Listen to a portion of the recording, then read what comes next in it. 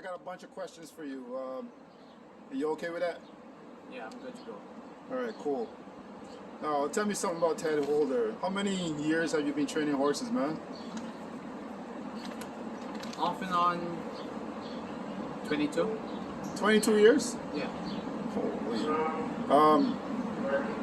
Can you tell me a little bit about how you got into this business, where you started, to now? It all goes back to Barbados. You know, a little kid going to the garrison, started out with my family, my parents back in the 70s. Would take that Saturday drive from St. Lucie to the garrison. Then, when I became a teenager,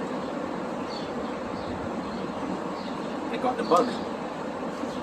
You know, I started out with, let's say, my uncle worked for Vera Davis, and I would go there with him, watch him ride some of the older horses, feed them in the afternoons, and then from there on I found myself at the garrison by the time I was 15. That's a pretty young age to be hanging around the garrison. Is that normal? Well, I wasn't quite hanging around it as such, because I would get the Sunday morning trips with Vera Davis down to pick up a horse after a race, and then I'd have to come back home. I mean, it's either a 2-hour bus ride back to St. Philip, or you're stuck. I'll take the ride back with Vera, and I'll go back home. I didn't have too many friends there at that time, or acquaintances, so I'd go down, I'll see the horses, and head back home and be excited to see a horse that race on Saturday, you know.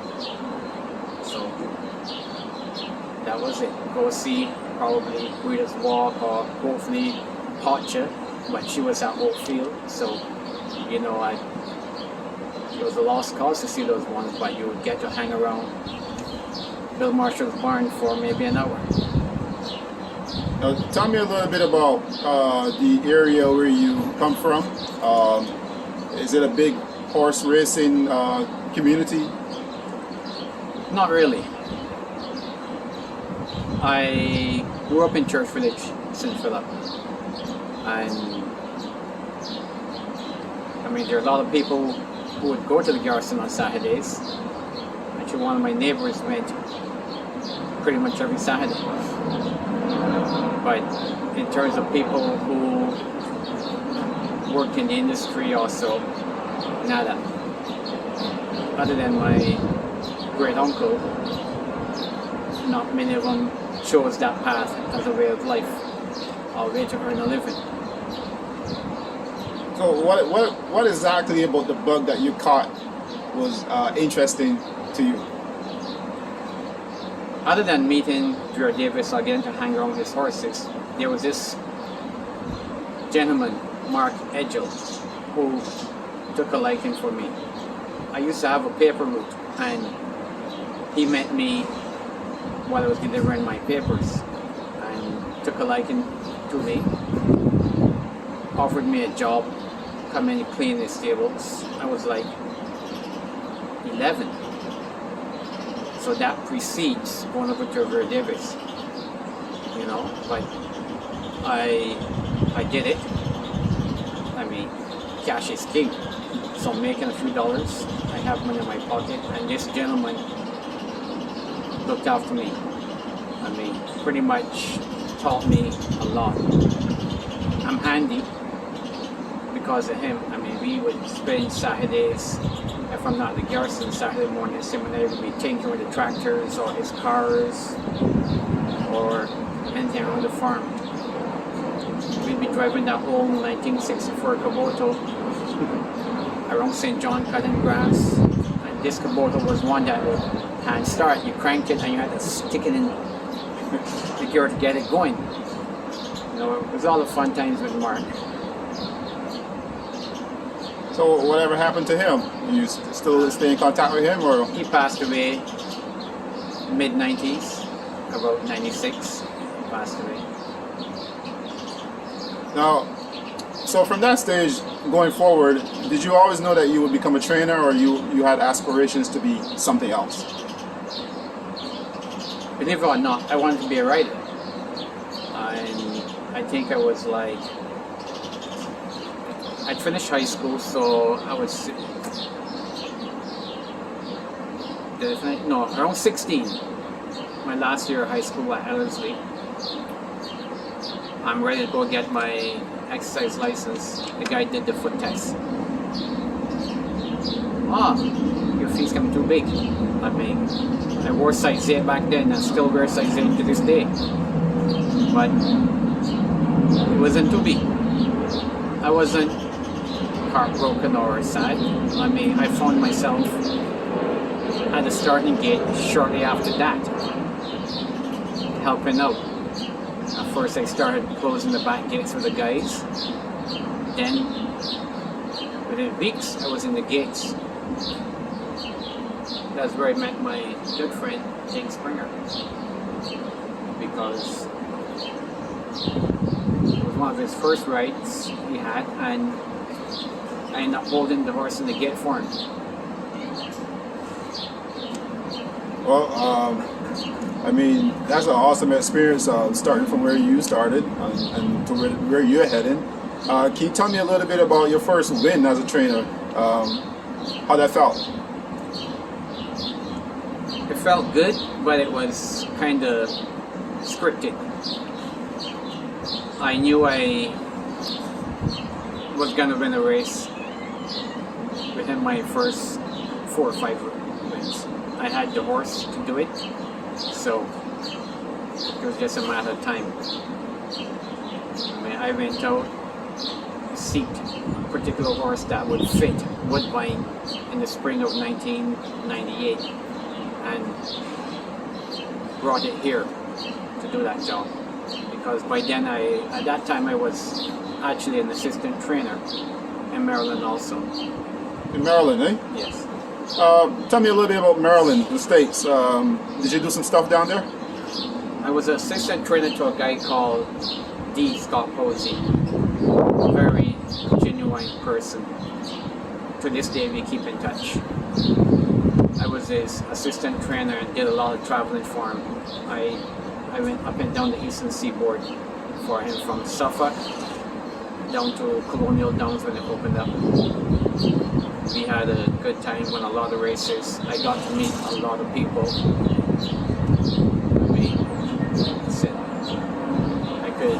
My usual routine for that was I'll leave some days 3 o'clock in the morning, get on the van, ride up to Belmont, and be back home 11 o'clock at night. And then back to work the next morning for 4:35. But I loved it. I got to meet a lot of people and learned a lot. So it seems like that was a lot of fun for you back in them days. What's the transition like now? Fast forward to 2022. Less stress. Back in those days, now it's stress. I mean, in Maryland, the biggest problem I had was most of the staff was Hispanics. So you had to pick up to learn to speak Spanish somewhat, to communicate with them. Here, help. Some help, short help not showing up, or help just being helped. Horses are the easy part. People are the stress in this game. Well, I was going to ask you about that. I mean, what's more difficult, training the horses or managing the staff? But I guess you can tell me a little bit about that. The staff, I mean, it seems as though you could never have enough. Right now, there's a huge shortage of staff in the industry right now. Horses, it's not rocket science. Keep them happy, keep them sound, and they'll perform. Every horse has its level. Now, I noticed that you've been around from, you said, 22 years in this business, and just wondering, because on your equal base you have not that many amount of horses that you not horses but amount of starts. What happened in between there? In '99, I moved back to Canada and actually had a pretty decent year. That year, I think I won 10 races. That year. Then fast forward to 2000, the stalls weren't available. But actually in 2000 I had a lot of good horses. I had 12 horses and they were all quality horses. I won the first start of the year, maiden special weight, with a pretty quick filly called Deja Blue. But I was training off of a farm. No stalls. Clients weren't happy. Some horses got claimed that shouldn't have been claimed by the wrong people, and by June I was pretty much out of the business. Horses went back to the States. The last horse was claimed, and time to go find a job as an exercise rider. Well, what was that like? What was that feeling like? Down, depressed.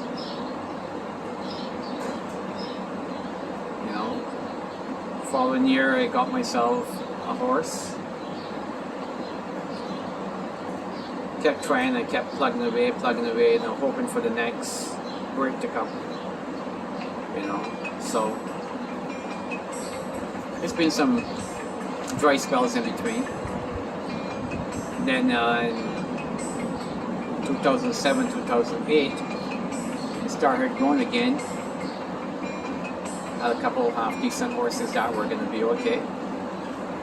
I busted my legs up. So it took me a few years to actually get mobile.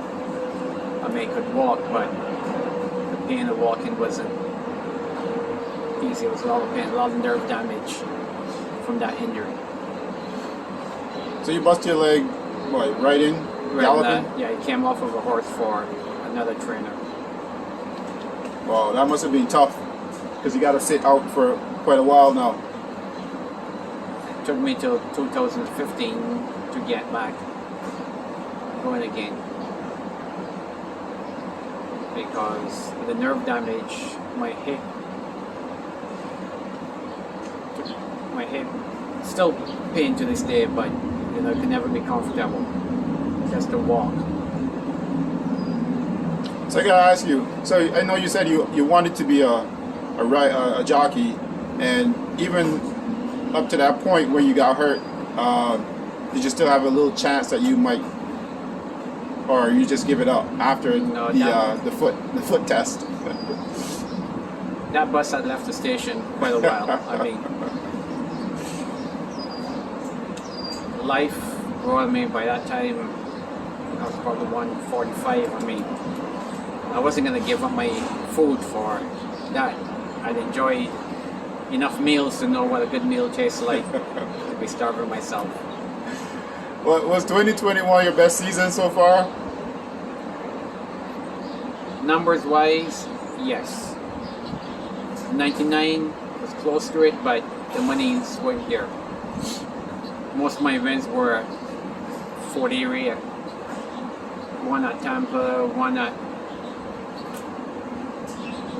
Thistle Downs, couple at Woodbine.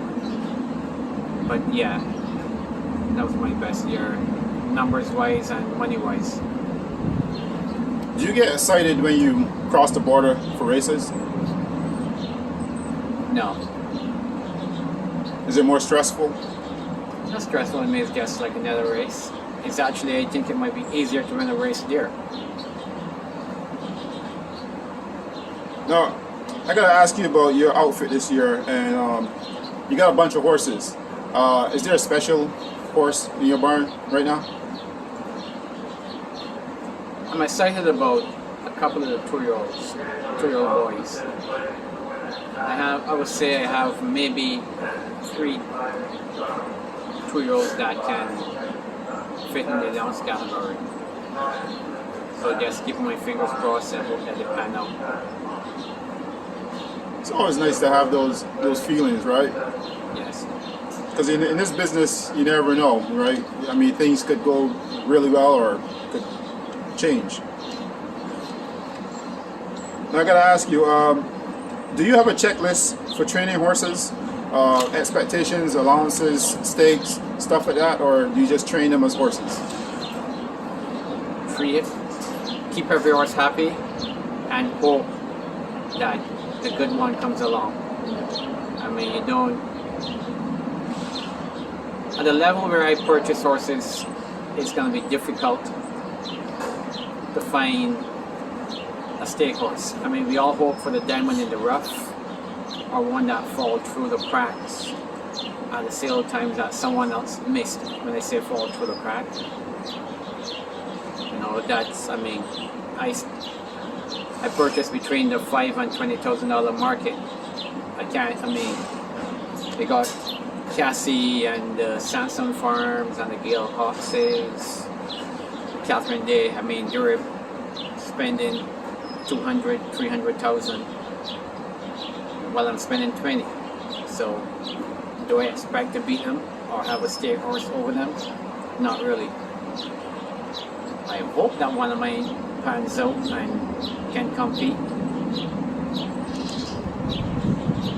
I was going to ask you about that because I know there's some people who probably see you enter your horses amongst these big guns, and you know they're probably thinking, "What's Ted doing?" But you know, I feel as if you have a high expectation not only for your horses but for yourself. I'm doing that right now with the 2-year-olds. I mean, there's nowhere else to rent them. My program is I go to Ocala in the winter mainly to get my 2-year-olds fit, to try to make that early money. If I can win second, third, 2-year-old early in the season, I usually have Ontario breds, not Ontario siders. So I mean, second in that purse is still $13,000. That can keep a horse 3-4 months. By the time they start writing the 40,000 claimers, 25,000 claimers, I have a little bit of money in the bank, and I can run them where they fit. What's more important to you, winning races or growing in this business? At this stage, growing. You know, you're gonna win races, but in this business you need numbers. You can't compete with just 2 or 3 horses, because you're always going to be worried if you put that horse in for a claiming race. If you don't have the money to replace that horse, you're out of the business. You gotta sit on the side, and that's one of the reasons why there's some gaps also between my training career, because after 2000 it was mainly my own horses. So when that horse goes by, finding $10,000 or $20,000 to go purchase a horse was not easy. I gotta get a $5,000 horse or a $1,000 horse in quote to make a win out of that. I mean, those are the reality of this business and the reality of not so big trainer. So do you have any messages for young trainers out there, or do you actually speak to any young trainers out there? Not really. I don't really talk to any of the younger guys. I mean, most trainers think they know it all. I mean, the young guy starting up, one of the reasons why he goes and gets his license is because he's wrote the book. He's gonna do things different to the other guy. You know, you might find I might talk more to one of the veterans that's done it for the last 40 years rather than one of the guys who's been in the industry for the last 2 years. So it's always a tough conversation. Yes. Well, I see that you're still connected to a good amount of people in Barbados, where you're from. How important is that for you? You should never forget where you came from. I mean, my connection to Barbados, back in 2018, I did the quarantine for a couple horses for Mark Goodrich. Actually, I purchased a couple horses for him and quarantined them, shipped them to Barbados for him. Actually ran one of the horses on my name on Gold Cut Day on the card races. And I would say the people there were impressed and happy with what they saw. So I get a call. Whenever someone's looking for a horse, I'm on the list. They call. But that's very good to have in your back pocket. Always remember where you're from. Wise words. One more question before we go. If you were not training horses, what would you be doing?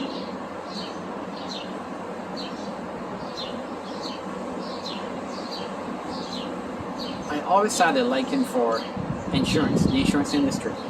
Insurance industry. Yeah. I actually went to school for it when I broke my leg. But then when I realized what I was trained for and things, I couldn't put that hat on. I could not tell a little grandma that because her shingles are 20 years old, we can't cover them in fire. So I couldn't do it when I realized that's how the industry is.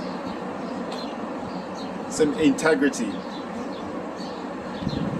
It is what it is, I mean, everybody gotta make a living, but those big boys,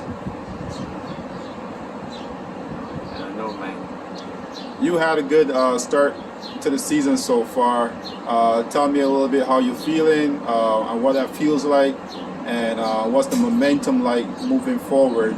We're approaching mid-season, I guess. What's that feel like, and can you talk a little bit on that? I was happy to get those 5 wins off the bat early, because last year I didn't get going on till midsummer. But to get those 5 wins in the bag, now I can relax a little bit, spot the horses a little different, and go forward. Well, Ted, I want to say thank you for doing this. It's been a pleasure. Hopefully we can see you in the winner's circle pretty soon. I look forward to it. Thank you.